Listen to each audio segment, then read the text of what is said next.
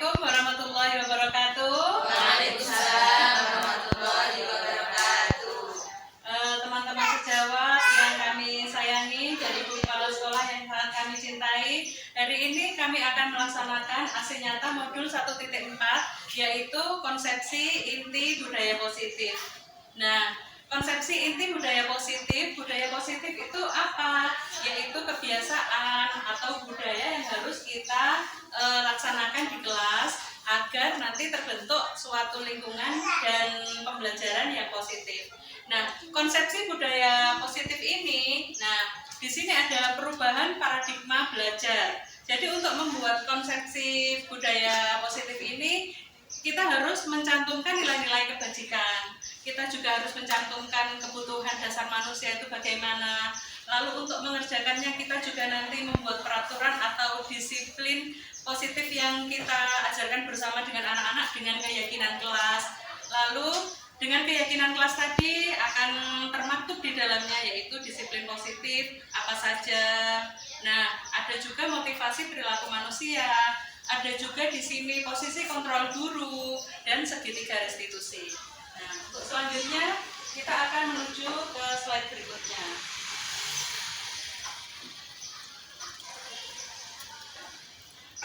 Nah, mengubah paradigma stimulus respon ke pendekatan teori kontrol. Jadi kita beranggapan, saya dulu beranggapan bahwa semua kebutuhan anak-anak itu sama. Ternyata kebutuhan anak-anak itu berbeda. Jadi ada yang anak-anak itu butuh pendekatan dengan kasih sayang, ada yang anak-anak itu butuh pendekatan dengan perhatian, ada yang dengan keamanan dan lain-lain. Nah, yang kedua, semua orang melihat hal sama, padahal setiap orang itu memiliki gambaran yang berbeda. Ada anak yang suka dengan auditori, ada anak yang suka dengan visual, ada anak yang suka dengan auditorial, seperti itu. Jadi setiap anak memiliki kemampuan yang berbeda. Nah, dulu saya juga beranggapan bahwa kita itu mencoba mengubah agar anak-anak atau orang-orang itu berpandangan sama dengan kita. Tetapi hal itu tidak, karena anak-anak itu memiliki pandangan yang berbeda. Jadi kita berusaha untuk memahami pandangan orang lain atau pandangan anak-anak tentang dunia. Maksudnya tentang dunia. Jadi ketika kita belajar, misal anak itu memiliki gaya belajar kinestetik, yang suka lari-lari saja, atau memiliki pembelajaran yang auditori dengan cara belajar, gaya belajarnya dengan mendengarkan, atau anak yang gaya belajarnya dengan visual, itu tidak bisa disamakan. Jadi kita tidak bisa menjudge kalau anak misalkan belajar dengan lari-lari itu bahwa anak itu terlambat atau tertinggal atau tidak mendengarkan guru, itu tidak bisa seperti itu. Jadi kita harus memahami anak dengan gaya belajar masing-masing, seperti itu. Ini yang ketiga. Nah, yang keempat, setiap perilaku buruk itu dilihat sebagai suatu kesalahan, padahal tidak. Nah, ada pengalaman dulu ketika saya mengajar kelas A, ada anak mukul temannya. Ternyata setelah saya selidiki, saya restitusi, saya tanyakan kenapa kamu mukul temannya. Ternyata anak tersebut itu membela temannya yang lain karena dia itu dipukul temannya, seperti itu. Nah, jadi setiap perilaku itu memiliki tujuan, seperti itu. Jadi kita tidak bisa menjudge anak itu bersalah, tapi harus kita tanyakan dulu kenapa dia melakukan hal itu. Nah, yang selanjutnya, orang lain bisa mengontrol saya. Atau maksudnya di sini dalam pendidikan Ki Hajar Dewantara, guru bisa mengontrol murid, tidak bisa. Mereka itu punya keinginan sendiri dari dalam hatinya, dari dalam dirinya. Jadi kita yang harus mengontrol motivasi anak-anak agar mau belajar, seperti itu. Jadi hanya Anda sendiri yang bisa mengontrol diri Anda. Maksudnya hanya anak-anak sendiri yang mampu, misalkan kok tidak mau belajar, tidak mau membaca, tidak mau mengaji. Jadi bukan kita yang nyuruh terus, tapi kita membuka hati mereka supaya mereka tergerak. Ayo nanti kalau kamu bisa membaca, bisa mengaji, nanti kamu bisa membaca buku cerita, membaca koran, dan lain-lain. Atau bila dia suka visual dengan komik, nanti kamu akan bisa membaca komik, seperti itu. Jadi dimotivasi dari dalam dirinya. Nah, selanjutnya saya bisa mengontrol orang lain, itu tidak. Nah, teori kontrol tentang dunia, Anda tidak bisa mengontrol orang lain. Sama seperti tadi yang kita jelaskan bahwa kita tidak bisa mengontrol anak. Nah, yang terpenting adalah motivasi dari dalam diri. Nah, pemaksaan ada pada saat bujukan gagal. Nah, itu bukan.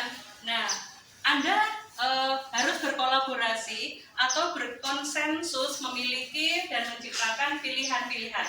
Misalkan seperti ini. Nah, bila kamu tidak mau baris, maka kamu, guru memberikan pilihan, maka kamu harus misalkan apa, atau pilihan yang A atau pilihan yang B. Nanti tergantung dengan jenjang jenjang pendidikan di fase A atau fase B.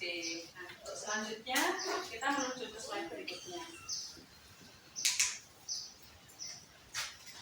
Disiplin positif ini merupakan salah satu cara untuk menumbuhkan motivasi internal dari anak, motivasi dari dalam diri anak untuk meyakini nilai-nilai kebajikan universal. Nilai kebajikan universal itu bertumpu pada akhlak, tata krama, dan budi pekerti. Nah, praktiknya melibatkan komunikasi tentang perilaku yang efektif antara orang tua dan anak. Jadi sejatinya perilaku atau komunikasi yang baik itu terhubung antara orang tua dan anak, juga dengan orang tua dan guru. Jadi kita itu adalah suatu segitiga. Jadi intinya adalah anak dengan dibantu dengan guru, juga dengan orang tua. Ibaratkan seperti mobil. Jadi anak itu mobilnya, bensinnya itu guru, dan olinya itu adalah orang tua. Jadi ketika saling berhubungan, maka akan membuat anak membentuk dirinya yang positif, dan dia akan membentuk menjadi aura atau disiplin yang positif bagi sesamanya. Slide yang selanjutnya. Anak-anak sebenarnya memiliki 5 kebutuhan dasar, Bapak dan Ibu guru. Pertama yaitu aktualisasi diri, yang kedua penghargaan, yang ketiga kasih sayang, yang keempat rasa aman, yang kelima adalah fisiologi. Nah, aktualisasi diri itu maksudnya adalah anak itu sebenarnya ingin mengembangkan pribadinya dia. Jadi dengan cara misalkan anak itu disuruh untuk memimpin baris atau memimpin apel, dia itu merasa senang dan itu nanti digilir. Nah, penghargaan itu juga tidak berarti harus selalu dengan bintang atau tidak selalu dengan hadiah, tetapi dengan motivasi atau dengan jempol atau dengan kata-kata positif lainnya. Yang selanjutnya, sosial atau rasa kasih sayang. Anak-anak atau semua manusia itu menginginkan untuk bisa diterima oleh sosial atau lingkungan keluarga dan teman-temannya. Bahkan anak yang paling pendiam pun itu sebenarnya ingin dia diterima dan diajak bermain. Jadi kalau kita mempunyai murid kok pendiam atau malu, kita harus mengajak mereka agar berbaur kepada lingkungannya atau kepada teman-temannya. Nah, yang selanjutnya adalah rasa aman, Bapak Ibu ya. Jadi setiap anak itu menginginkan rasa aman. Jadi disiplin positif tadi itu harus mencantumkan rasa aman. Maksudnya rasa aman tidak ada kata-kata verbal bullying atau tidak ada kata-kata yang kurang baik diucapkan atau tidak ada bullying verbal maupun psikis seperti itu. Dan yang ketiga, kebutuhan dasar manusia atau kebutuhan dasar anak-anak itu adalah fisiologis, yaitu makanan, minuman, terus istirahat, tidur, pakaian, dan lain-lain. Nah, ini adalah kebutuhan dasar setiap manusia. Di sini kita akan membahas tentang hukuman, konsekuensi, dan restitusi. Nah, ternyata ada hukuman, konsekuensi, dan restitusi itu sebuah pembelajaran atau sebuah seperti hukuman, tetapi itu berbeda tipis. Dan yang sering saya lakukan dulu memang hukuman ya, sebelum mengerti tentang konsekuensi restitusi itu. Nah, hukuman itu sifatnya tidak terencana, jadi tiba-tiba seperti itu, dan murid tidak dilibatkan, bersifat satu arah, terus berupa fisik atau psikis. Misalkan ada anak yang menjatuhkan jam dinding misalnya, langsung kamu dihukum berdiri atau kamu dihukum apa seperti itu. Nah, ini yang hukuman. Sekarang kita membahas tentang konsekuensi. Konsekuensi, jadi ketika anak melakukan sesuatu itu ada konsekuensi. Konsekuensi itu misalkan seperti ini. Bila kamu tidak mengerjakan tugas, maka kamu harus apa? Jadi misalkan kamu tidak mengerjakan ini, maka harus ini. Jadi itu dua arah. Kalau konsekuensi itu antara guru dan murid. Jadi nanti sebelum pembelajaran kita akan membuat konsekuensi seperti itu. Sikap guru adalah memonitor murid. Nah, yang terbaik adalah restitusi. Restitusi itu yaitu kita menciptakan kondisi murid untuk memperbaiki kesalahan dan proses kolaboratif murid untuk mencari solusi sendiri. Misalkan anak-anak melakukan kesalahan, sudah mendorong temannya hingga jatuh dan terluka, ya seperti itu. Nah, kita berkolaborasi sama anak yang yang melakukan kesalahan tadi. Bagaimana kamu untuk memperbaiki kondisi itu tadi, atau bagaimana kamu harus memperbaiki kondisi itu. Misalkan anaknya sesama anak bertengkar karena memperebutkan sesuatu, ternyata dia ada alasan di balik itu. Nah, mereka disuruh berkolaborasi dan ngobrol anak dua itu dengan didampingi guru sebagai penengah seperti itu untuk menemukan nanti bagaimana hasilnya untuk melaksanakan restitusi itu.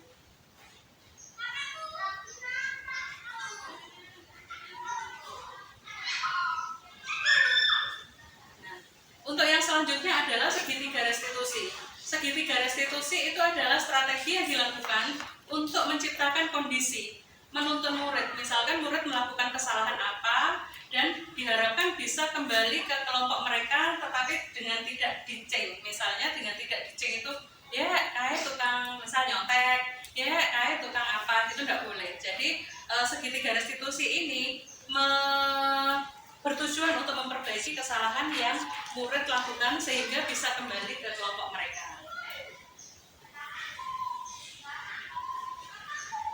Nah, ini adalah contoh dari video tentang anak yang membuang sampah sembarangan, ya. Nah, di sini saya menjelaskan atau guru menjelaskan bahwa membuang sampah itu tidak boleh sembarangan. Dan di situ kita mengatakan, dulu Bunda masih kecil juga sering membuang sampah sembarangan seperti itu. Itu tidak boleh karena kalau membuang sampah sembarangan bisa menyebabkan apa?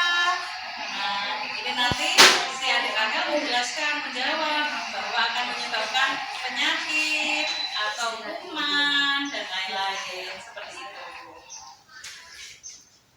Dari aksi nyata yang kita lakukan tadi, kita melakukan nilai-nilai kebajikan, yaitu anak agar bisa menghargai orang lain, menghargai kebersihan, kesehatan dan lain-lain, tanggung jawab, kejujuran dan kasih sayang. Demikian Bapak Ibu sekalian, terima kasih atas segala perhatiannya. Mudah-mudahan membawa berkah dan manfaat bagi kita semua. Wassalamualaikum warahmatullahi wabarakatuh.